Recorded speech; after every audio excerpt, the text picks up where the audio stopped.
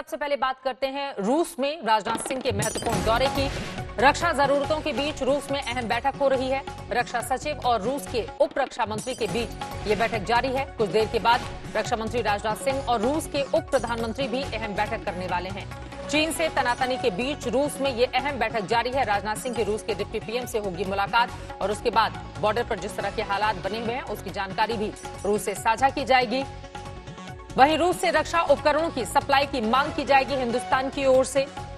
चीन से तनातनी के बीच रूस में ये अहम बातचीत जारी है और इन सब के बीच एक और बड़ी खबर जो लगातार आज तक आपको तक पहुंचा रहा है। आपको बता दें ये तस्वीरें भी सामने आ गई हैं। ये तस्वीरें हम आपको दिखा रहे हैं। राजनाथ सिंह महत्वपूर्ण रूस के दौरे पर हैं। रक्षा जरूरतों के बीच रूस में अहम बैठक शुरू हो चुकी है, जिसकी तस्वीरें इस वक्त आज तक की टीवी स्क्रीन पर आप देख रहे हैं। रक्षा सचिव और रूस के उप रक्षा मंत्री के बीच ये बैठक जारी है, जो तस्वीरों में आपको नजर भी आ रहे हैं। कुछ देर के बाद देश के रक्षा मंत्री राजनाथ सिंह और रूस के उप प्रधानमंत्री भी अहम बैठक करने वाले हैं। इसके बारे में जैसे जानकारी मिलेगी आप तक पहुंचाएंगे। वहीं अमेरिका से M777 होवित्जर तोप के गोले खरीदने की तैयारी है। इमरजेंसी फंड से ये गोले खरीदे जाएंगे। ऊंचाई में जंग के लिए होवित्जर तोप बेहद कारगर माने जाते हैं। हम उसकी तस्वीरें भी दिखा रहे हैं। ऊंचाई में जंग के लिए होवित्जर तोप बेहद कारगर। हमारे दो सहयोगी इस वक्त और ज्यादा जानकारी के साथ जुड़ चुके हैं। श्वेता सिंह इस वक्त सीधे हमारे साथ लद्दाख से जुड़ी हुई हैं, जबकि मंजीत नेगी भी राजधानी दिल्ली से हमारे साथ जुड़ चुके हैं। सबसे पहले श्वेता, आपका रुख करते हुए, अब तो अमेरिका से भी होवित्जर तोप के गोले खरीदने की पूरी तैयारी इमरजेंसी फंड से, कैसे देखा जाए इस फैसले को? चित्रा, आपको याद होगा कुछ दिन पहले चीन की तरफ से जो कई प्रोपेगेंडा वीडियोस एक के बाद एक जारी होते हैं, उसमें एक वीडियो ऐसा भी जारी किया गया था जिसमें वो गाड़ी पर माउंट होने वाले इसी तरह से हावित्जर बंदूकों को डिस्प्ले कर रहे थे और कह रहे थे कि ये दुनिया में सर्वश्रेष्ठ है। अब भारत अगर इस तरह के गोलों को अक्वायर करने की बात कर रहा है तो उसका सीधा सीधा मतलब है कि न तो हम डिप्लॉयमेंट में यानी कि संख्या के हिसाब से चीन से पीछे हैं और न ही हथियारों के मामले में पीछे हैं। आज जनरल नरवणे यहां पर दौरे पर हैं, लेह शहर में ही वो प्रॉपर मौजूद हैं। चित्रा, वो भी बहुत बड़ा संकेत चीन को जा रहा है, क्योंकि यहां पर अस्पताल में मिलिट्री हॉस्पिटल में वो मिलकर अभी अभी निकले हैं। जो जवान है उनसे उनका हौसला बढ़ाया है और इसके साथ ही कुछ देर बाद हॉल ऑफ फेम पर पहुंचेंगे, जहां पर लद्दाख के सांसद से भी उनकी मुलाकात होगी। चलिए, दोबारा मैं आपका रुख करूंगी। महत्वपूर्ण लेह का दौरा ये इस वक्त सेना प्रमुख का, लेकिन इन सब के बीच रक्षा सचिव और रूस के उप रक्षा मंत्री के बीच इस वक्त बैठक चल रही है। मंजीत इसके बारे में और ज्यादा जानकारी देंगे। मंजीत, कुछ बड़ी बातें निकलकर सामने आई हैं क्या?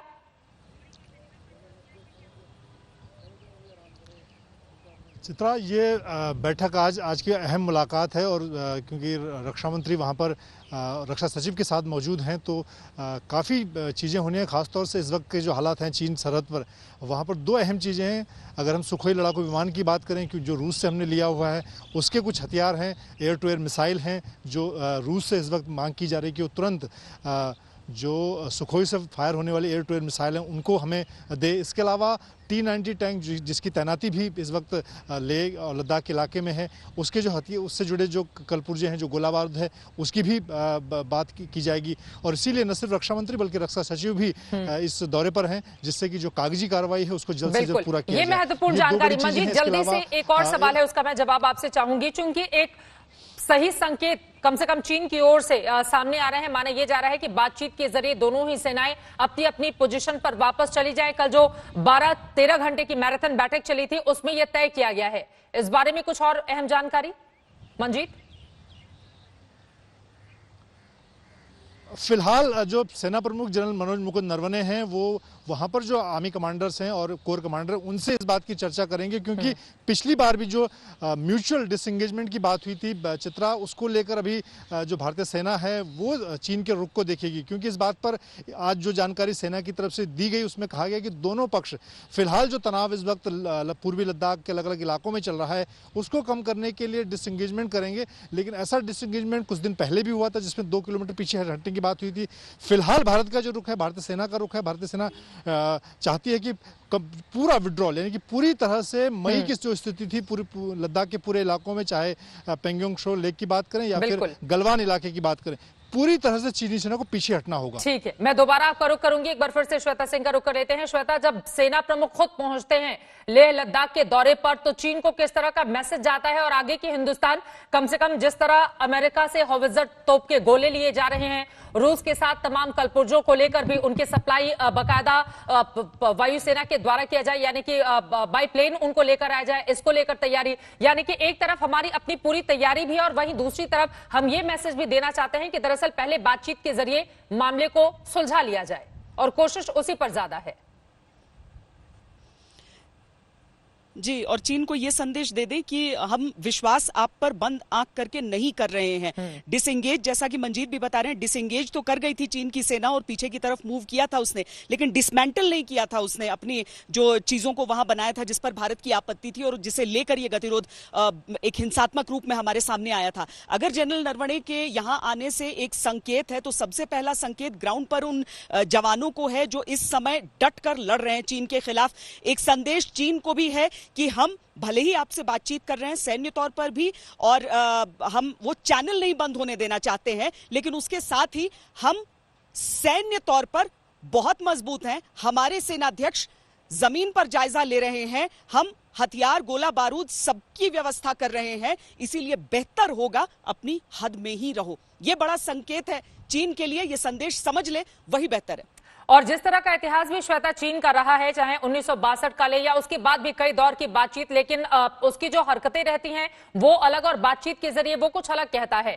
तो कुल मिलाकर इस बार हिंदुस्तान फूंक फूंक कर कदम आगे बढ़ा रहा है कि बातचीत के जरिए हम मामले को का सॉल्यूशन तो चाहते हैं, लेकिन पूरी तरह से आंख बंद करके चीन पर हम भरोसा नहीं कर रहे हैं और इसी वजह से इंटरनल सुरक्षा की पूरी तैयारी हिंदुस्तान की।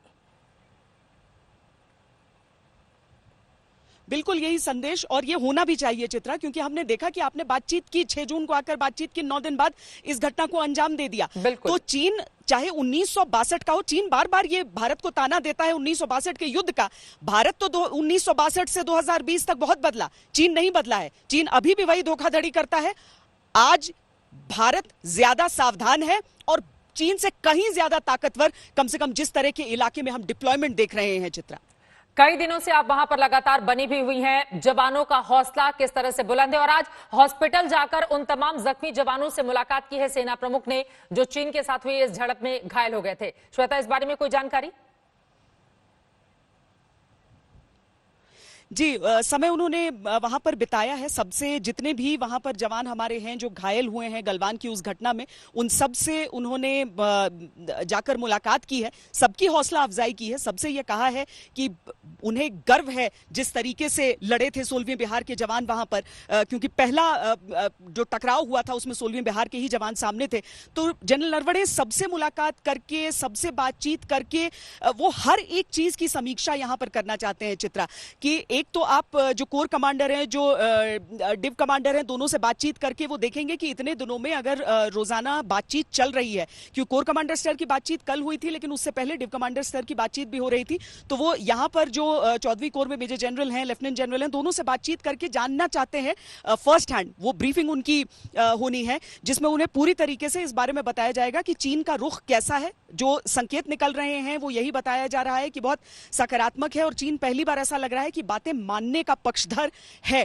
अब इसकी हकीकत क्या है ये तो चीन जाने, लेकिन संकेत चीन अपनी तरफ से बातचीत में ये दे रहा है। दूसरी चीज है कि वो समीक्षा कर रहे हैं कि जो डिप्लॉयमेंट हमारी है लाइन ऑफ एक्चुअल कंट्रोल पर, क्योंकि गलवान घाटी की ये घटना भले ही रही हो लेकिन पेंगोंग लेक के पास जिस तरह का जमावड़ा है, जिस तरह का बिल्डअप है, उस पर भी ध्यान है, हॉट स्प्रिंग्स पर भी ध्यान है। तो समीक्षा पूरी कर रहे हैं चित्रा यहां पर